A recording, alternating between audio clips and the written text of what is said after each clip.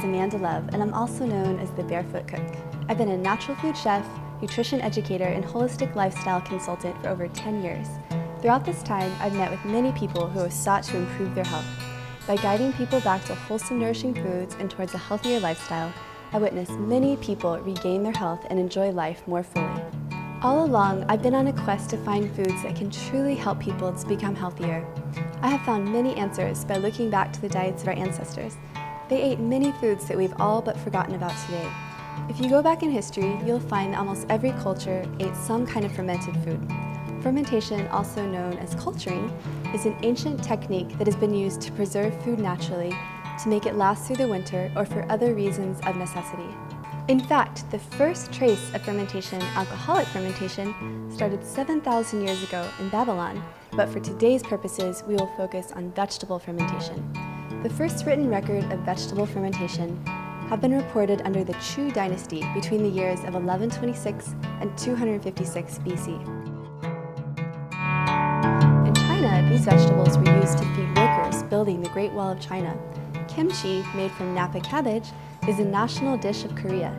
It dates back nearly 3,000 years and is eaten with almost every meal. In Europe, Germans are famous for making sauerkraut and to this day consume it regularly. Many other Eastern European countries also make fermented vegetables such as pickled beets, carrots, garlic, cucumbers, and more.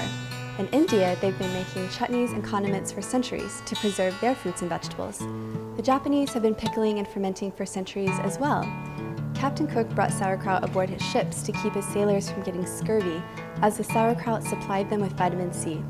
These are just a few examples of the many different kinds of fermented vegetables made by our ancestors throughout history. It turns out that our ancestors were very wise and knew that if they preserved their food with fermentation, they would be able to make it last longer.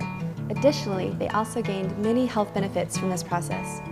I have witnessed many people's health improve dramatically with the introduction of fermented foods into their diet.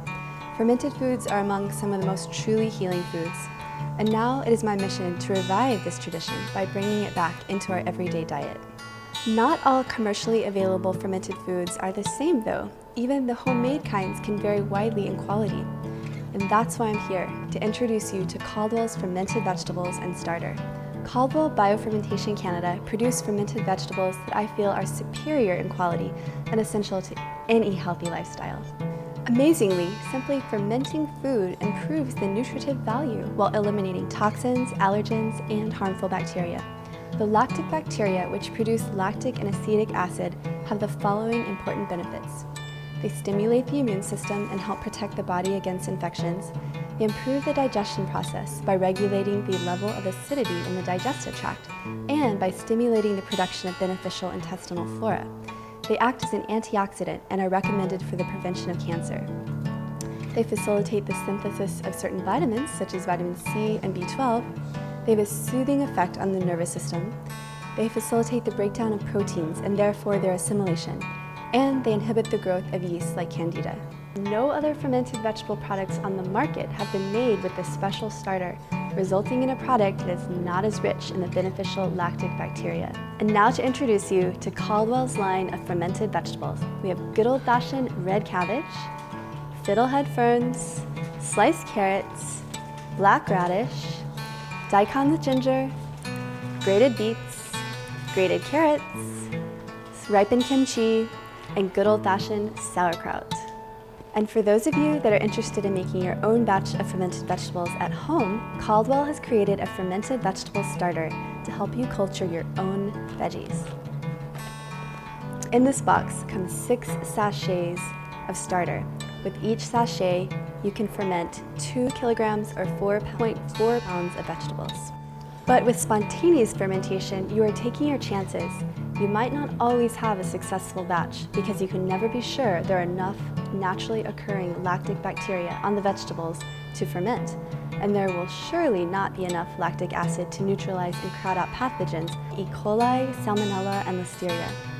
Realizing they would never have reliable or consistent batches of fermented vegetables, Caldwell and Agri-Food Canada decided to come up with a starter that crowds out and inhibits harmful yeast and bacteria.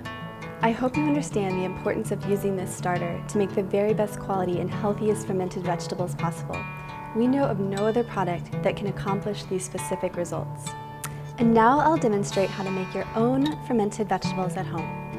Ingredients you will need: 2 large heads of cabbage, 1 pouch of Caldwell starter, 3 tablespoons of sea salt, and 3 cups of filtered water. You may also include some optional spices such as caraway, juniper seeds, cloves, cumin, tarragon, or anything else of your choice. For equipment, you'll need a cutting board and knife or a food processor, a container for fermenting such as a large mason jar, crock, or plastic tub with an airtight lid, and 3 mixing bowls, 1 large and 2 small. To make your sauerkraut, simply discard the outer leaves of the cabbage and remove the core, and then shred the cabbage into thin slices. By now you should have a bowl full of shredded cabbage. Dissolve the pouch of culture in a cup of room temperature water and let it sit for 10 minutes. This step will activate the starter. Then dissolve 3 tablespoons of sea salt and 2 cups of room temperature water. It's important that you use fine salt so it dissolves properly. Now add the culture and salted water to the shredded cabbage and mix well for 10 minutes using your hands or a spoon. Place the mixture in your container and pack down well. Allow the juice to cover the shredded cabbage.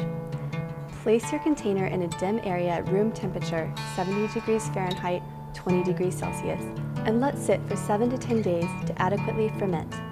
This time is required for bacteria from the starter to grow, transform sugars from the cabbage into organic acids, and produce healthy components. Seal the lid and move the container in a refrigerator or in a cool room for the curing period. After 6 to 8 weeks, your cured sauerkraut will look something like this. Bon appetit! I hope this demonstration has inspired you to make your own tasty and healthful fermented vegetables at home. As you have seen, it only takes a few minutes, yet the rewards last a lifetime. Please visit Caldwell's website, www.caldwellbiofermentation.com, and mine too, www.thebarefootcook.com, to learn more about the benefits of lacto fermentation. On these websites, you can order the starter, the salt, and the full range of Caldwell's delicious fermented vegetables for direct delivery to your home. Take control of your health and make fermented vegetables.